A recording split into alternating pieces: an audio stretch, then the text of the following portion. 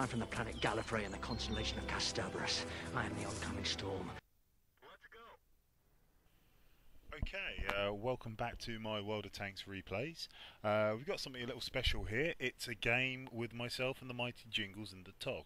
For more of a description, just read the text above and below the split screens.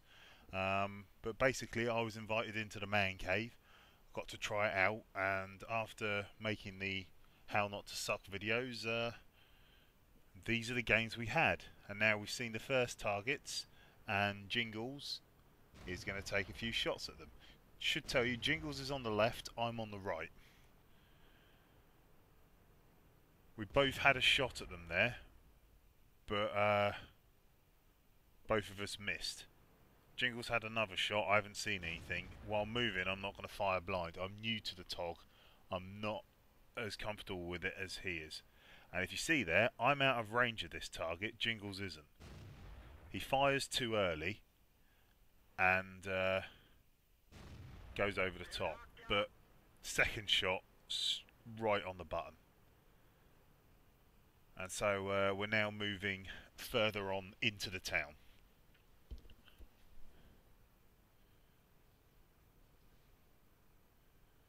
And Jingles is telling me here, right, we're going to come up to the corner here, and there's a small gap between the two buildings. I want you to get in between that gap, because the targets are going to appear between it. Unfortunately, I misunderstand what he means here.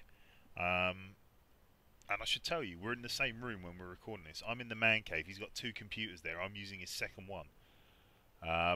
So it's not like I can blame Skype for this. I just completely misunderstand him here. And if you look on his screen, you'll see exactly where he means for me to aim. And if you look on my screen, you'll see exactly what I think he means. On my screen, I think he means... This is where he means in the left, just there. I think he means between that on the right. So he gets shots at the target and I can't see a fucking thing because I'm aiming in the wrong place. And by the time I move forward and might have a shot at it, Jingles has killed him. So, cock up number one by me. But also a kill for Jingles, so always a good start. So we're pushing forward, we're pushing forward. He's like, right, we'll go in and we'll get them. Round this corner, there are some nasty tanks. There's a KV-1S and there's a KV-220. And a KV-220 may be a tier 5, but it's a fucker of a tier 5. And two Togs, if driven well, should be easily a match for a KV-1S. But watch this. Bounce number 1 from Jingles. Bounce number 2 from Jingles. Bounce number 3 from Jingles, and I get lucky here and put a round into him and bounce a shot.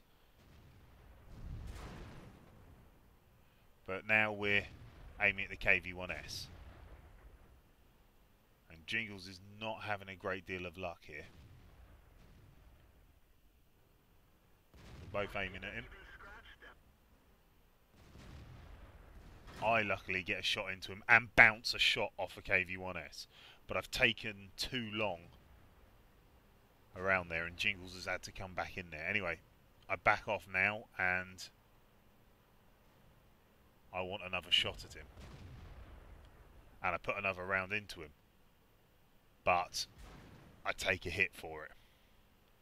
And we're not having any luck against them. They're very good players. They're angling their tank. They're using the areas quite well. So we decide... If we don't do something now, we're going to get flanked. However, I'm being shot from behind as well. I've been tracked, and I'm having no luck penetrating. I'm being shot from behind, and before I know it, boom, I'm dead. So, it's now down to Jingles to do something about this. He's now being shot by the guys that got me. It was the KV-220 that killed me, so Jingles must have revenge. So he does. And he's determined to get this aerial. but unfortunately, it's not to be for him. It gets him before he can get it. It's just the way it goes. Now, we both go and start looking at this Dickomax. At first, we were like, fucking arsehole. He's been staying out of the battle the entire time, but he's got some kills on him, and he's in a Dickomax. He's been doing what he should be doing. He's been staying back, and he's been sniping. But the problem is, he stayed out of the battle too long. And we're not saying he should have been up the front with us, but when things started going wrong for our team, he should have made a move forward. And this guy's major problem is he's too slow to react. They've started a cap, and there's 4 of them left, so he wants to be careful. But he has got a little time here. But he's not got a lot of time. He needs to get moving if he wants to try and stop the cap. However, he's just seen their KV-1S. And the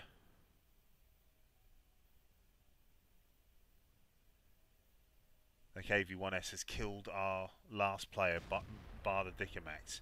And not only does he manage to shoot him, but he manages to set him on fire. He's been using the same principle Jingles was just talking about in How Not to Suck. He used the fact that this thing has a better view range to shoot a tank. It couldn't see him. He wasted a fire extinguisher putting his fire out, only to be shot seconds later. I mean, he had been on good health, but once it took him down to that low number, and you didn't know where he was, and you couldn't get into cover, I would have let my tank die rather than wasting 3,000 credits on a fire extinguisher when I'm going to die moments later. But he's taken too long, and their cap is right up. And what's worse is he's so concerned about taking a hit that he's trying to use every bit of cover, and he's zigzagging on his way there. He might have got in there and managed to reset the cap, or at least freeze it by being in the circle himself. And he's got more health than anything that's left. Jingles has told him what the health of the remaining tanks is. But they're capping so fast, and he's still weaving in and out, using every bit of cover he can. And while I would understand that, he's on a timer here. He needs to be quicker than this. But he isn't, and so they cap, and we lose the game. I hope you've enjoyed this. Look out for part 2 coming very soon.